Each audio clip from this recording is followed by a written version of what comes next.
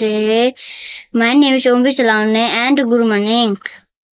I read in class 7. My school name is Baljodi Agrim Bhatia. Today I am discuss about matter. First of all we discuss about what is matter. Before we start, what is matter? Matter is anything that has mass and takes up space, volume. Everything around you, the chair you sit on, the water you drink, and the air you breathe is made of matter. All matter is made up of tiny invisible particles like the ones floating here. Click button, click the button before you to see how temperature change the way these particles behave in different states.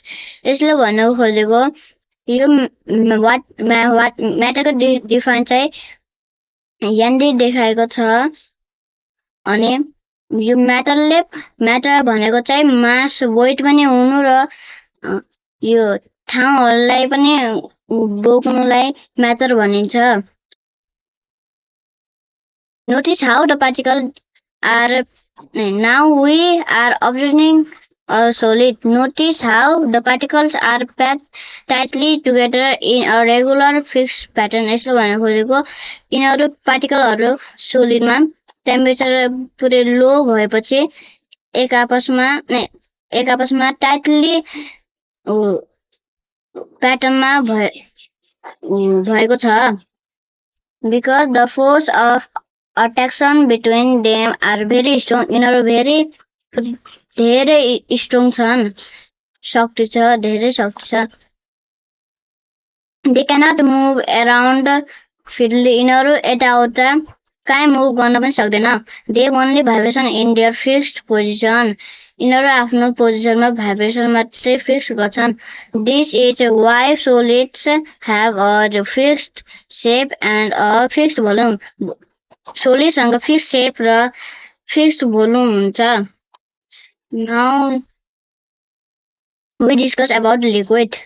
We have added heat turning into a liquid. The particles are still close together but the force of attraction are weakly than in a solid. Look closely. The particles can now slide and roll past on another.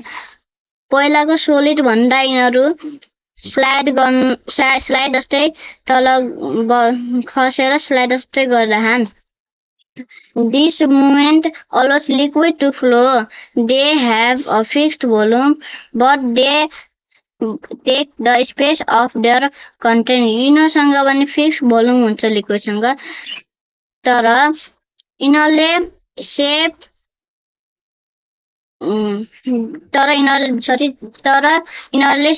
सेप लैजान of container their container. Now we discuss about gas. The particles have high kinetic